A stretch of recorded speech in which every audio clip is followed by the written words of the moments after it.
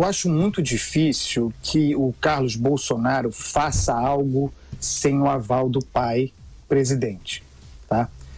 A gente conhece a formação desses núcleos no governo. Tem o núcleo ideológico composto pelo Carlos Bolsonaro e pelo Eduardo Bolsonaro, fundamentalmente. Esse núcleo nunca gostou do Gustavo Bebiano. O Gustavo Bebiano sempre foi muito próximo do Flávio, aquele irmão que se tentou jogar no mar, que foi jogado ao mar, como tanto discutido aqui.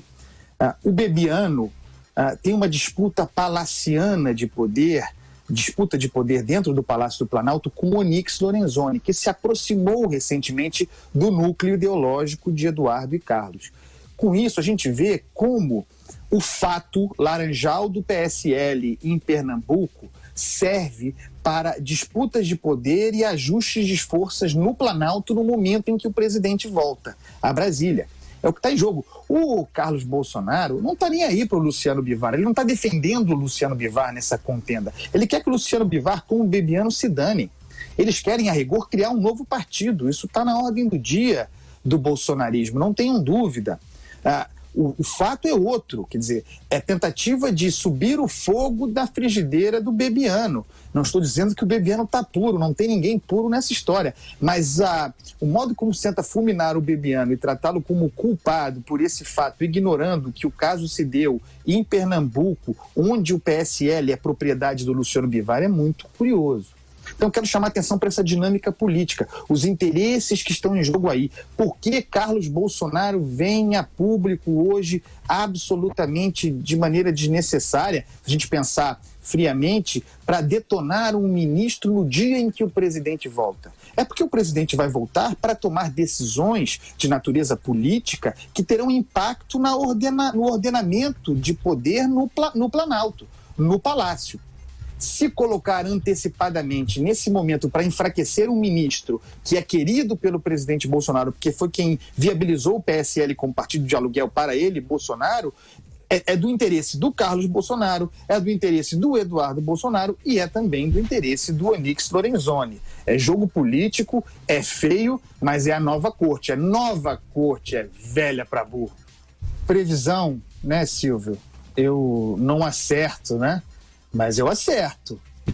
Nós falamos aqui nesse programa, escrevi longamente sobre aqueles dois pilares que seriam os que ruiriam, primeiramente, problemáticos para o governo Jair Bolsonaro.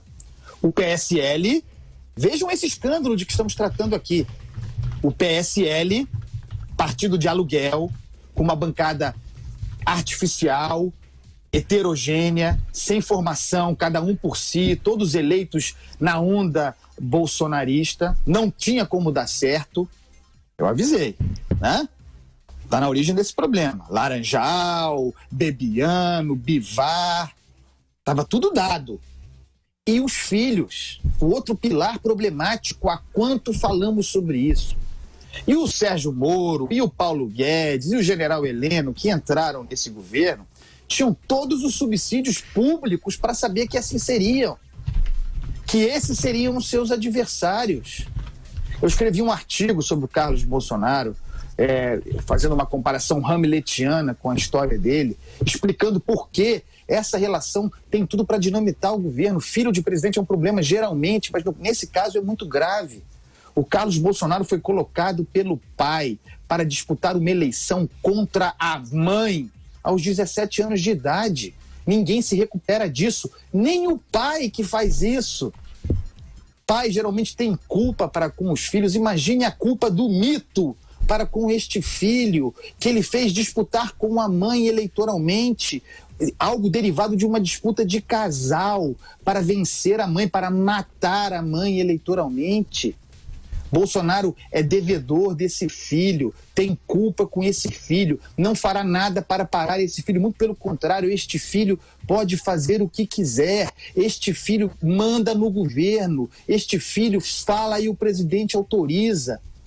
O filho vazou uma conversa do presidente com o ministro de Estado hoje, o Bolsonaro obviamente autorizou. Isso é gravíssimo e estava contratado há muito tempo e eu vou dizer, eu avisei,